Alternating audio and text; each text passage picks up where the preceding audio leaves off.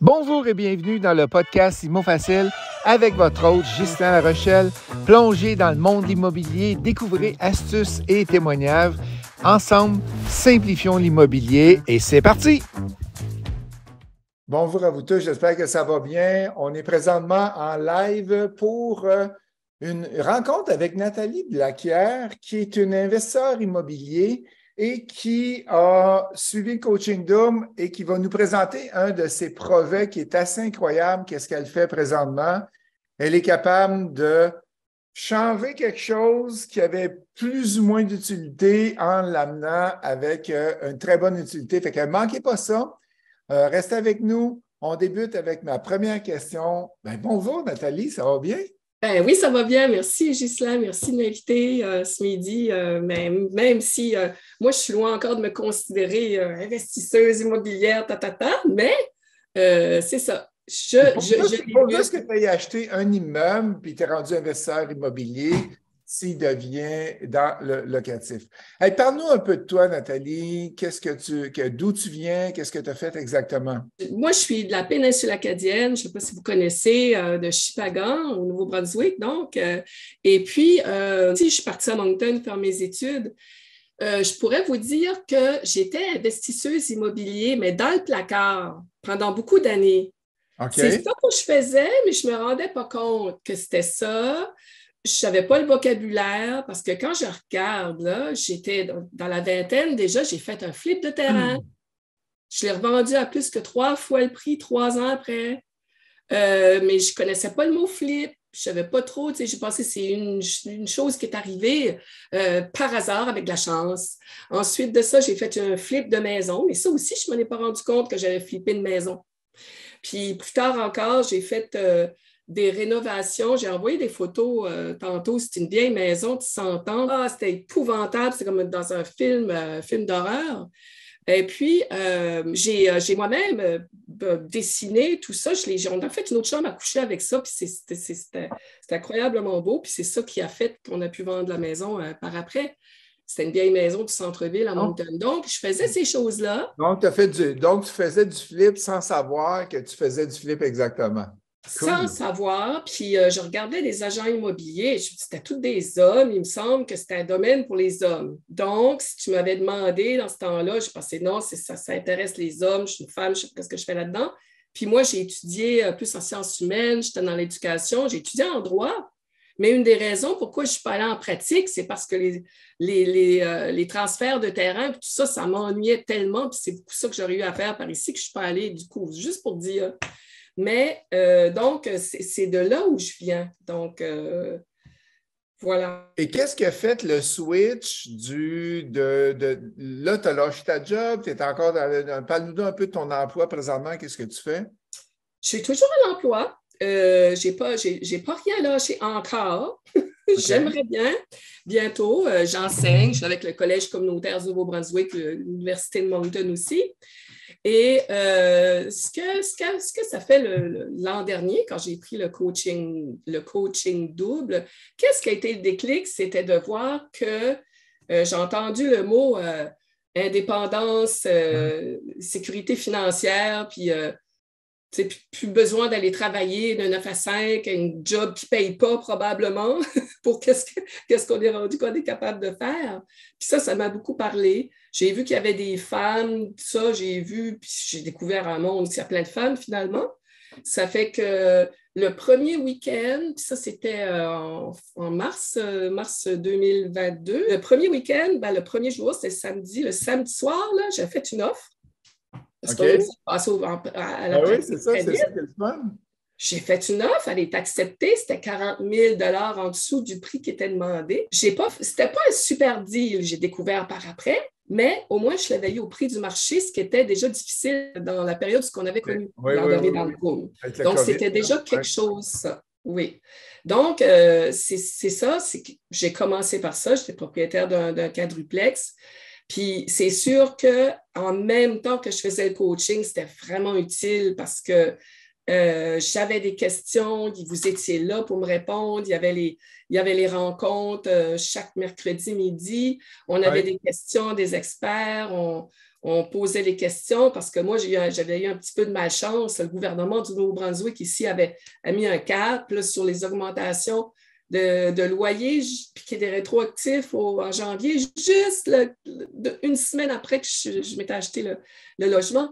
Donc, moi, j'étais un peu en panique, je pleurais quasiment et tout. Puis je me souviens, toi, en fait, un jour, Ghislain, tu m'avais très bien conseillé. Fait que tu avais un problème avec l'augmentation, paye tes locataires, puis il fallait sortir. Puis, tu sais, c'était comme, wow, il y a beaucoup de solutions, finalement. Puis, c'est ça, quand on avait le groupe pour partager, c'était merveilleux. Ça permet, juste pour les gens qui sont en ligne, le coaching double, c'est une formation de 7 mois. Il y a 5 jours de formation. C'est les samedis, normalement.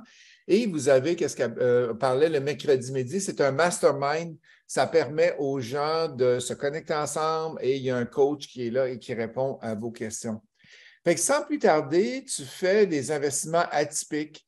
J'aimerais ça que tu nous parles de ton projet que tu as présentement, le lieu, l'état, la rentabilité. Et on pourrait peut-être commencer avec le vidéo que tu m'as présenté hors honte tantôt. Ça serait super pour débuter. C'est quoi ton projet exactement? D'accord. Vous voyez, donc, la façon que ça s'est passé, c'est que je n'étais pas en train de rechercher une mini-cathédrale, comme vous pouvez le voir, là, mais pas du tout. Et puis surtout pas dans la province d'à côté, c'est en Nouvelle-Écosse, dans la région de Clare et dans la région acadienne, en fait, pas loin du site où les premiers Français se sont établis en Amérique du Nord. Hein. C'est dans la région. Donc, moi, je n'étais pas à la recherche de ça. Je n'avais même pas vu ça passer. Mais je suis dans un comité pour la sauvegarde du patrimoine, notamment, qu'on fait ça, du patrimoine acadien.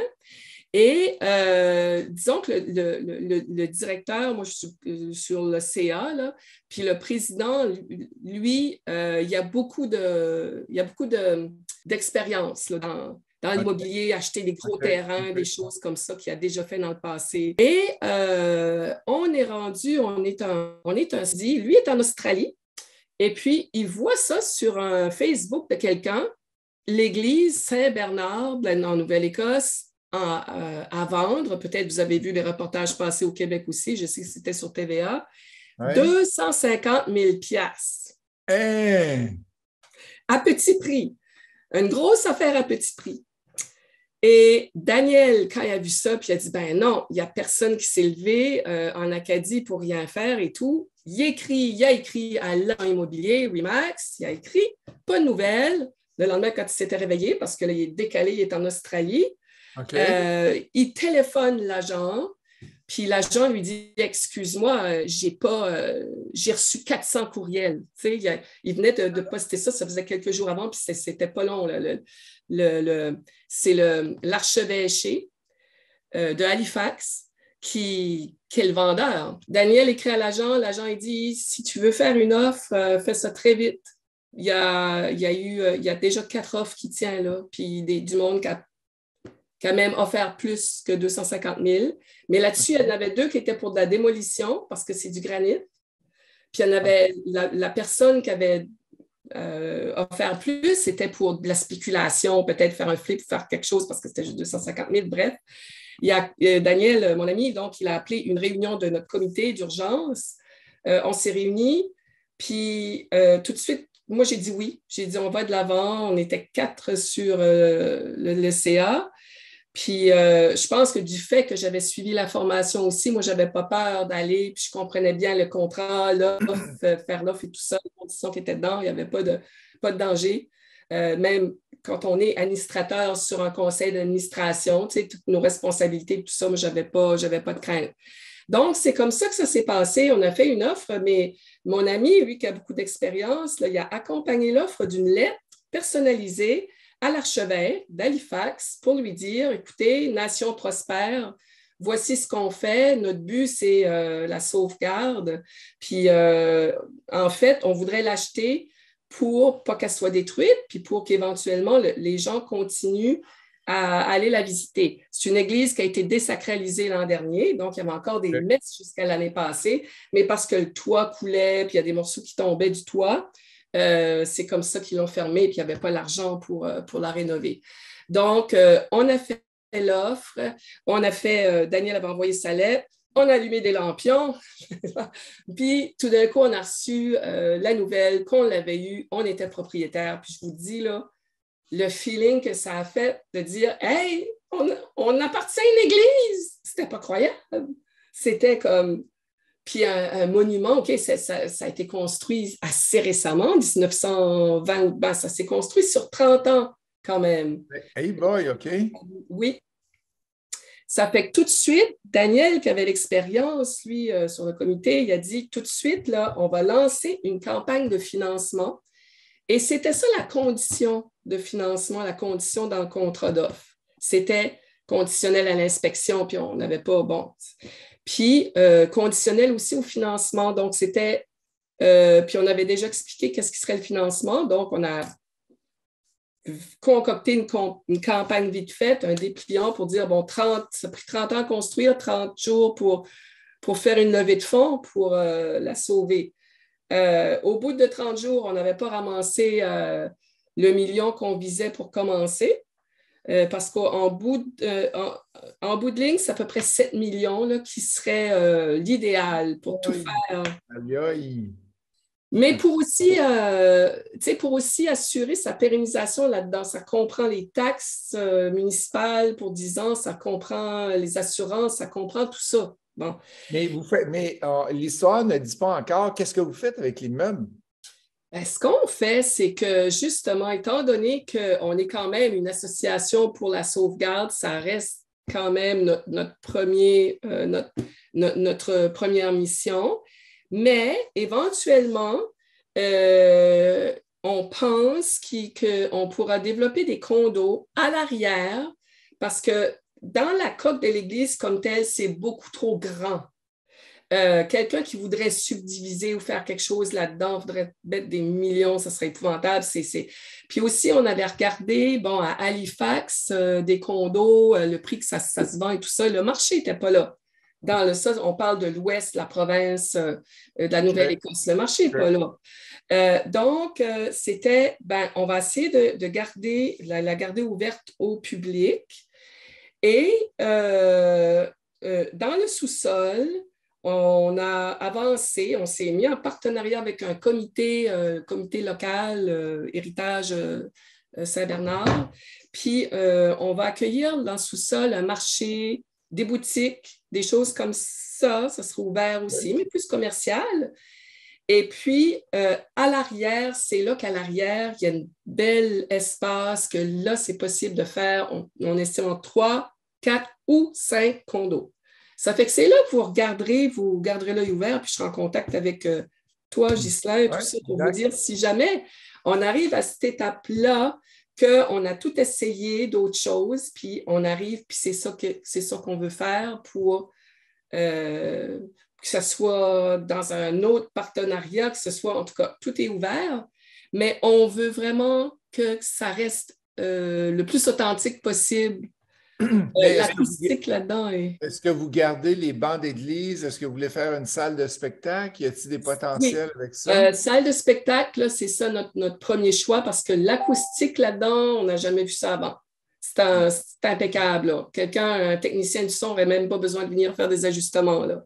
Okay, c'est vraiment incroyable. Pour le toit, toutes les réparations qu'il y a à faire pour le toit, est-ce que ça a été fait? C'est quand vous avez acheté? Non, ça vient tout juste d'arriver. Ça vient d'arriver le mois passé. Ah, le mois passé? Ah, le mois passé. Puis, ça vous fait avez une offre d'achat d'accepter, mais vous n'avez pas passé chez le notaire encore. L'archevêché a accepté notre offre que eux, dans un sens, nous financent parce qu'on va leur donner 50 000 $ par an pour 5 ans. Ils ont accepté ça. Ah, c'est parfait. Et de toute façon, l'argent est redistribué à la communauté de Clare. Ce n'est pas pour faire de l'argent que l'archevêché fait ça. Puis c'était drôle parce que quand on leur a demandé, on peut-tu échelonner ça sur 10 ans? Il a dit non, dans 10 ans, on ne sera peut-être plus là. OK. à ce point-là. Mais on avait essayé pour qu'il nous laisse pour 1 pièce. Ben, ça, il n'avait pas voulu. Ça, il n'a pas voulu. Ah. Mais il a voulu qu'on échelonne les paiements et on a reçu, on va assurer ça pour le minimum pour tout de suite, la responsabilité va à 1 600 $ par année. OK. Et puis là, demain soir, la communauté de Clare va décider, le village, là, la municipalité, je devrais dire, s'ils vont nous donner l'exemption demandée. On a demandé une exemption de taxes de 5 ans pour commencer parce que les taxes s'élèveraient à 170 000 par année. Et tabarouette! OK, c'est beaucoup d'argent, ça, pour une église vide, là. Avec les... Et c'est quoi les freins que tu penses qu'il y a présentement avec ton projet? Ben, c'est le toit, là, c'est ça qui est le plus urgent. On a déjà fait faire un devis, puis c'est 350 à 400 000 $ OK. pour avoir un toit. Il serait un toit de tôle pour pas que ça se dégrade, que ça reste le plus longtemps possible. Puis on vise que pour le Congrès mondial acadien 2024, qu'on puisse aller, que ça puisse être ouvert au public, puis ça puisse être le centre, en tout cas l'entrée pour les festivités OK. du Congrès mondial. C'est ça, là, l'objectif à court terme, on Wow. va dire. Wow. Quel Ouais. beau projet. Quel beau projet. Et c'est quoi les points forts de cet investissement-là dans une église? Ben, je dirais sky is the limit, hein, puis c'est le cas de le dire. Hein, Oui. l'Église, c'est qu'il n'y a pas de limite. Il n'y a pas de limite à ce qu'on peut faire. On se dit, par exemple, on a dit salle de spectacle, on dit des condos, on peut dire il y a un restaurant haut de gamme de fruits de mer, on est dans la région. C'est sûr que c'est une région touristique, mais c'est saisonnier. Mais on voit que là, ça change aussi avec les années. Les baby boomers, puis ont plus d'argent. Puis c'est une région aussi qui a beaucoup d'Américains qui voyagent par là parce qu'il y a un traversier qui part du Maine jusqu'à Yarmouth. Et puis, OK. il y a beaucoup, il y a beaucoup d'argent là, qui transite quand même, qui a le potentiel de transiter dans ce coin-là. Même pour des condos, je veux dire, du monde à la retraite. Là, on a vu là, du monde de Toronto s'en venir par ici au Nouveau-Brunswick, s'installer dans le plein milieu, qui n'avait pas rapport là, à Richelieu-tout-Village, qu'on n'aurait jamais pensé, on n'aurait jamais cru ça possible il y a 3-4 ans. Mais avec la pandémie, tout a changé, puis les gens recherchent des coins tranquilles. Ouais, tout a Euh, changé. Puis présentement, est-ce que vous êtes en mode financement? Vous fonctionnez comment pour être capable de trouver des fonds? Ben, c'est ça, on a décidé de continuer la campagne de financement. Au lieu, ça sera plus sur 30 jours, mais on va continuer quand même cette campagne de financement-là. Puis on est OK. confiant que, je lui dis, puis on verra. Puis après, l'étape d'après, c'est comme je disais, c'est de dire, OK, ben, on investit, on va chercher des investisseurs, puis on fait des condos avec ça en arrière ou un autre projet. C'est ça. Super beau projet. Et combien loin que c'est de chez toi, Nouveau-Brunswick, Nouvelle-Écosse? Il y a quand même quelques heures de route, là? Ouais, ouais. D'ici, là, c'est 4 heures, 4 heures OK. et demie pour aller à cette Puis église-là. ça ne te stresse pas de faire des travaux à 4h30 de route ou tu as une bonne équipe qui est là-bas? Ben, justement, c'est ça le secret, je dirais, du fait qu'on s'est mis avec le comité local et puis qu'il y a du monde aussi. On a téléphoné tous les gens qui avaient déjà travaillé sur cette église-là, des vieux architectes, des ingénieurs, tout ça. On est greffé, en tout cas, avec eux. Donc, c'est pour ça que c'est vraiment important, le partenariat dans des cas comme ça. C'est quand on achète, par exemple, si on achète en Floride, par exemple, aux États-Unis, Mhm. on n'est pas tout le temps là. Mais Ah, ça se fait exact. parce qu'on a des partenaires, on a des personnes sur le terrain où on se relaie. Et puis, c'est ça qu'on a fait. Super. Puis, comment tu fais pour balancer ton risque, pour être capable d'avoir le moins de risques possible dans un projet comme ça? Euh, Moi, jusqu'à présent, je vais te dire, Ghislain, je n'ai pas trouvé qu'il n'y avait aucun risque à ça. On pouvait si à tout moment on n'y arrive pas, tout ce qui se passe, c'est qu'elle retourne à l'évêché, à l'archevêché. OK. C'est tout ce qui se passe. Et puis, c'est pas de l'argent, c'est pas notre argent personnel qui est allé là-dedans non plus. C'est l'argent de notre association. Puis, on a enregistré maintenant une association charitable. Et aussi, j'ai été m'informer sur la responsabilité des administrateurs sur un conseil d'administration parce que dans les dernières années, la jurisprudence était de plus en plus faites attention parce que je ne veux pas faire n'importe quoi, hein? Mais oui, on a un avocat aussi qui siège avec nous sur le comité. On avait été à l'école de droit ensemble, donc je le connais depuis longtemps. Puis lui a assuré que pour être, disons, poursuivi, il faudrait vraiment faire quelque chose qui aurait été illégal ou de la fraude ou des choses de même. pas raisonnable ou Parfait. juste exagéré, exactement. Et Donc, comment dans notre cas, ça ne s'applique pas. Ouais. ça ne s'applique pas? Et comment que le coaching double a pu t'aider à te lancer dans un type d'investissement comme ça? Je vais tourner ça autrement. Je vais dire, depuis que j'ai fait le coaching double, OK. je suis ouverte à ce qui va se présenter. Versus avant, Ah, OK. je voulais dire que je n'étais pas prête. OK. J'ai vu un condo. En 87, j'étais à Whistler, puis les condos étaient à vendre à 17 000 juste là. OK. Mais je n'avais pas 17 000 en 87, c'est quand j'étais étudiant.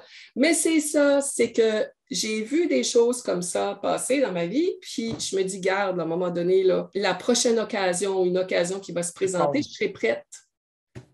Si tu avais 3 adjectifs à donner pour décrire le coaching double, ça serait quoi? Ben, je dirais, premièrement, c'est un renforcement. C'est ça, je dirais comme qualificatif, c'est un renforcement à plusieurs niveaux. C'est un renforcement, tu apprends des choses, puis c'est solide, puis c'est professionnel, l'équipe. Ensuite, je dirais, c'est rassurant parce qu'on n'est jamais tout seul. On sent qu'on est dans une équipe, on peut poser des questions. Puis, en plus, c'est motivant. Donc, je dirais, c'est ces 3 qualités, cet adjectif.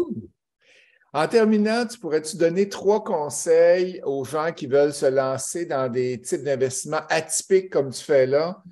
Tu leur dirais quoi si tu prenais un café avec eux autres? Aller chercher des connaissances en immobilier et continuer d'apprendre au fur et à mesure. Apprenez, apprenez, apprenez. Moi, je commence mon apprentissage même là-dedans encore. Après ça, je dirais, entourez-vous d'une bonne équipe, du monde en qui vous avez confiance. Moi, j'ai 100% confiance avec l'équipe qu'on est. Puis après ça, je dirais, soyez ouverts au partenariat. Moi, je n'aurais peut-être pas fait autant qu'avec Daniel dans mon équipe qui dit oui, on s'en va avec le comité héritage et tout ça. Moi, j'aurais dit oui, mais ils sont plus vieux, c'est pas des business. Mais non, c'est comme tout le monde est important en bout de ligne. Ça a tout été dans ce cas-ci, dans ce projet-ci, ça a été important d'impliquer ces personnes-là. Donc, c'est ça, je dirais, d'être ouvert au partenariat, d'oser envoyer, comme Daniel a fait, des lettres, l'archevêché, demander ça, demander est-ce qu'on peut l'avoir pour 1 pièce, oser demander. Qu'est-ce qu'on... C'est bien dit. La plupart des gens n'osent jamais faire ça, ce que c'est très, très bien dit. On a eu un non pour 1 pièce, on a eu un non, mais on a eu un oui. Pour l'autre que tu as regardé. Oui.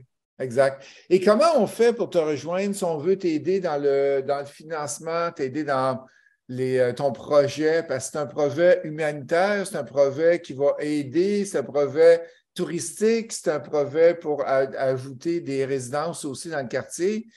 Comment on fait pour te rejoindre? Tout ce qui est beau, ce serait restaurant, manger du homard, des fruits de mer, des beaux condos, la mer, l'océan, en fait, tout est beau autour de ce projet-là. Oui, avec mon courriel, hein, puis le courriel, c'est Blaquiere, BLAQUIERE.